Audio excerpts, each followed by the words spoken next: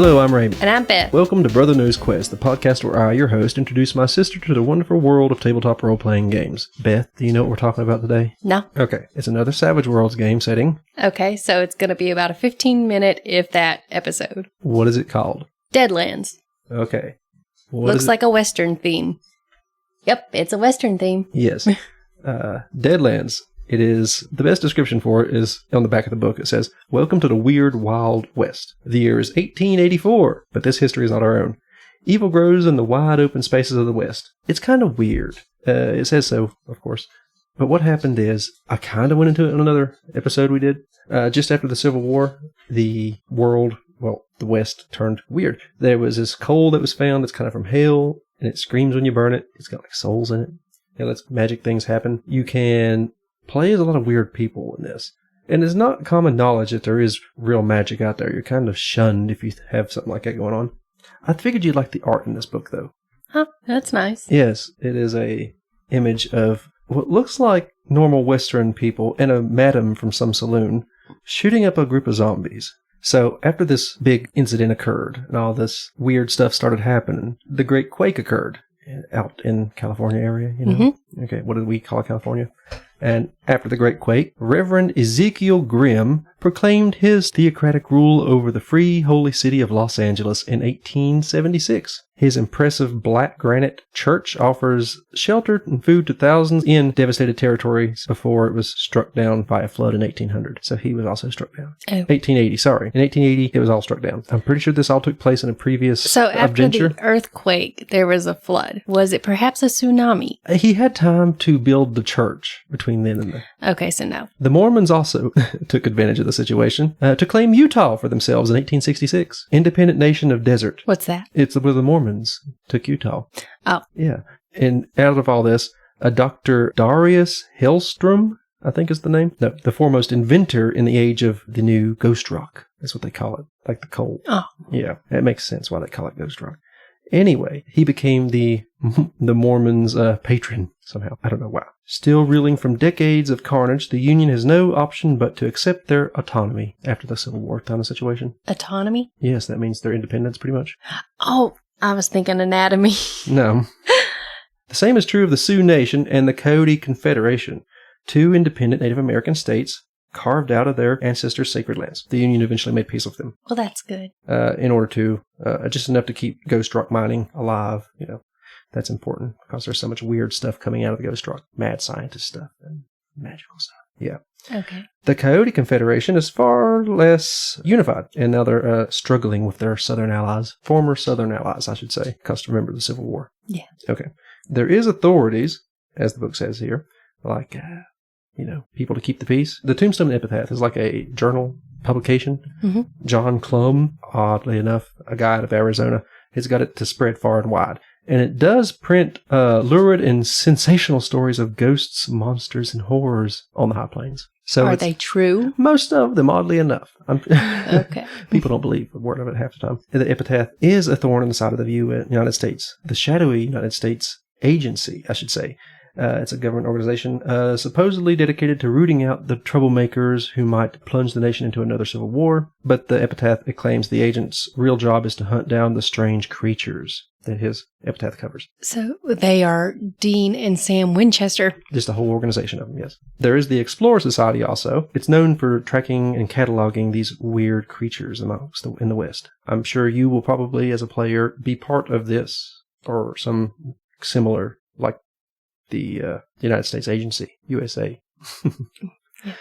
Something like that. Or you could work for the Tombstone Epitaph. That would be, your reporters. That'd be kind of cool. You have the Great Plains, the heart of the West as it's known, devastated during the Civil War. Did I mention the Great Rail Wars?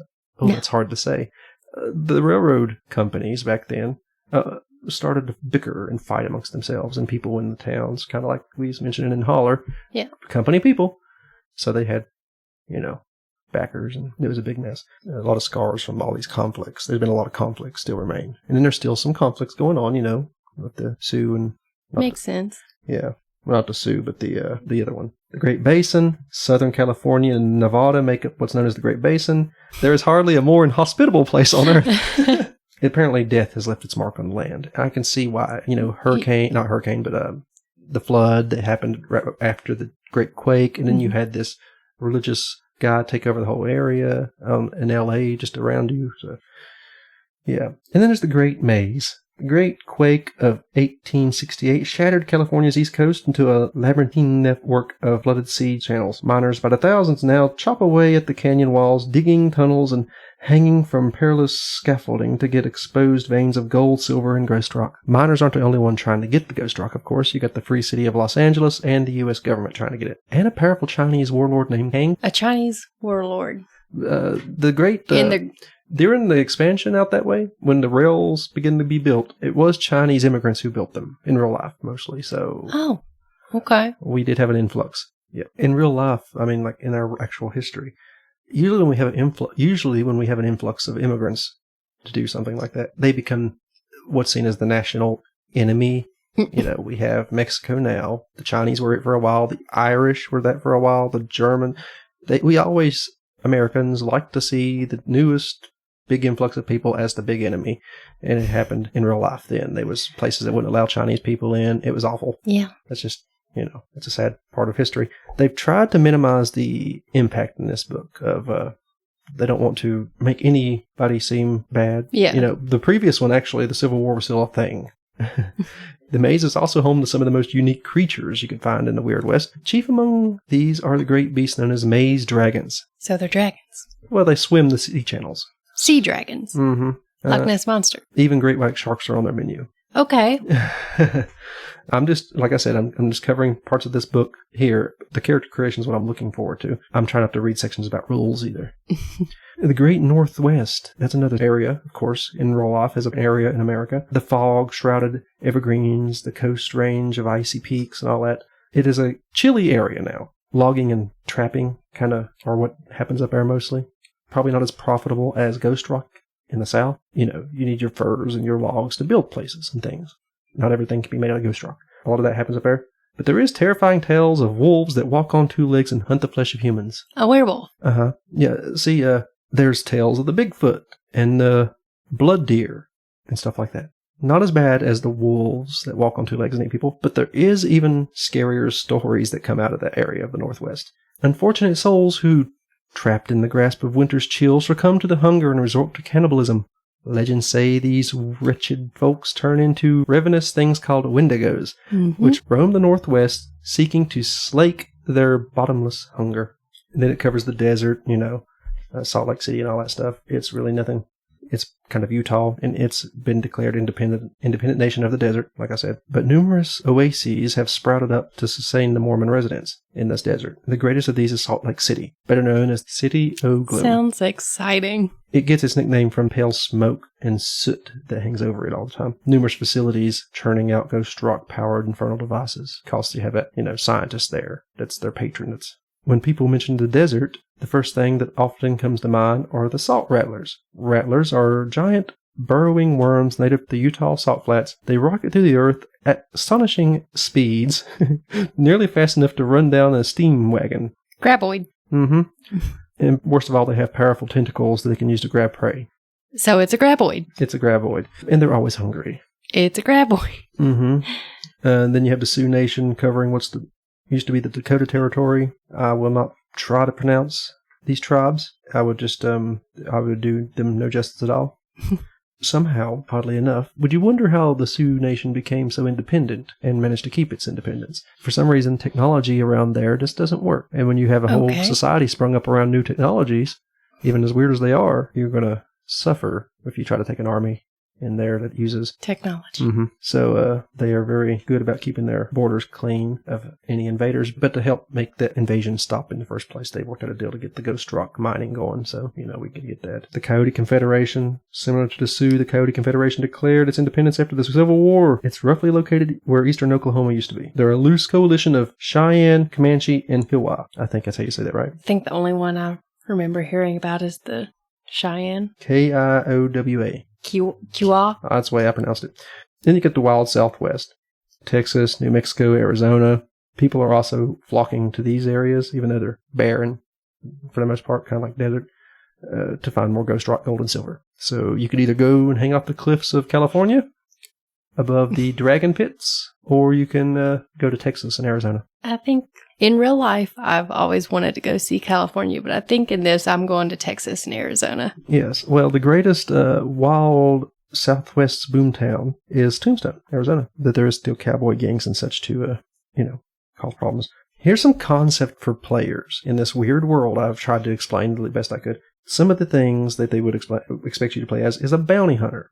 That's fair. Yeah. Makes sense. The Blessed. It's like the Holy Rollers in the Appalachian one.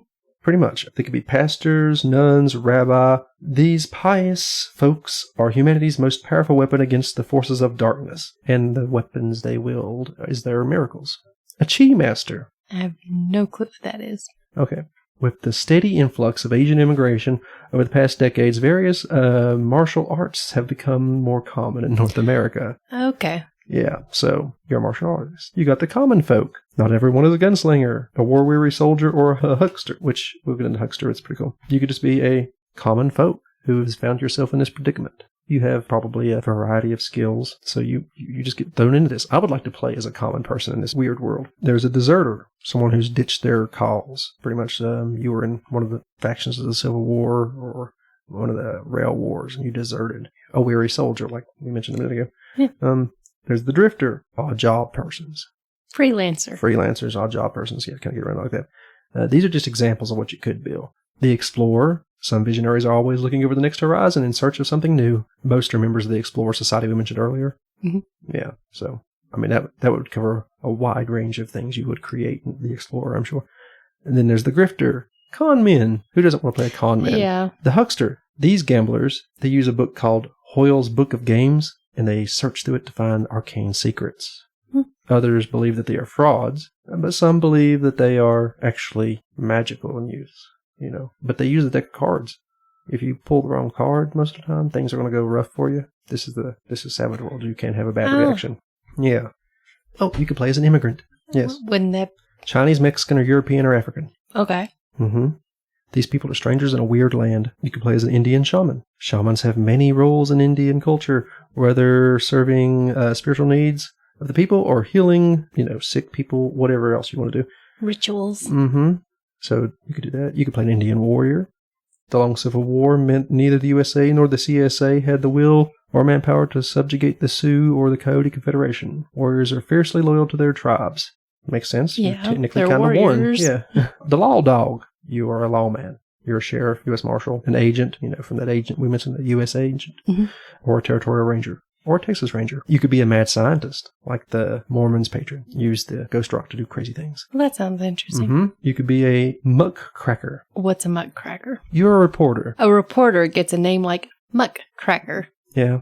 I believe that's a word that we pulled right out of history, though. Never heard of it. Might be wrong. Pretty sure it is, though. You probably work for the Tombstone Epitaph, or one of its rivals. Or you're a freelancer trying to get stuff to put in the epitaph. Mm-hmm. You could be an outlaw. Do I need to explain that one? No. Okay. No. You could be a prospector. One of those people dangling above the dragon canyons. You could be a soldier. Most people in the Deadlands are humans, by the way. When you play this game, you will be a human. Okay. Sounds like it. You have your hindrances, like we said before. The things you take a few of to make your character bad or harder to roleplay as, in exchange for more points to buy edges, which is like stuff you get better. You get one free edge. Gives your character a perk, a good thing. Yeah. But if you take a few hindrances, you can buy more edges with those. It's like you take some bad stuff to get some really good stuff. Yeah. Yeah, it's pretty easy to do. New hindrances for this book alone are things like ailing. You are ill. Something's wrong with you. You have cursed. Mm-hmm. You have a grim servant of death. Your hero is a killer. Simple as that. You just can't stop killing. You're a heavy sleeper. It's a minor hindrance, but if something's going on and you're asleep, it's bad. You could take a minor hindrance and get one edge, or you can get one really good edge if you take a major hindrance. Some of these things I name are major or minor hindrances. See, ailing is a minor or major. You could be really sick and get some extra really good stuff in exchange. Lion eyes is a minor hindrance. I'm guessing that means you're not good at lying. No, you're not good at lying. You have night terrors. It's a major hindrance. You have old ways oath. Your hero is pledged to forgo modern technology and stick to old stuff. Talisman. It's a minor or major hindrance. Talisman will mean that your powers, if you have magic, you can only take it if you have magic, comes from the talisman. So it could be a major thing if you lost it, Yeah. A tenderfoot, a major hindrance. Can't walk too far. Mm-hmm. Every little old cut or scrape makes your cowpoke cry for mama. And there's a trouble magnet. I don't need to explain that. Trouble comes a calling. Now here's the new edges they gave you. Good things. You have the arcane background. Well, that's not bad. You get magic. Mm-hmm. Here's one for gallows humor, which is considered a good thing for some reason.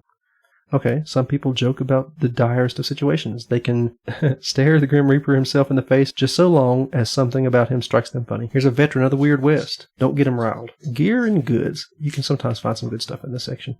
Chaps. What would the Weird West be without chaps? Long johns, $2. Chaps do cost $4, though.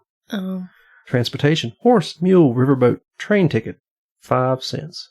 A mule costs you $50, though. Mule would probably help. They have Gatling pistols. What's that? You know, the multi-barreled Gatling gun? It spins around? Mm-hmm. Yeah. They have pistols. Oh, and Gatling rifle, and Gatling shotguns, and a normal Gatling gun. Malfunctions for infernal devices, that use the mad science, ghost rock stuff. Infernal devices, they have a malfunction list here. You have catastrophic, major, minor. When you do something and you roll badly, you can roll on a malfunction table, or you should roll on the malfunction table. Here's the minor one.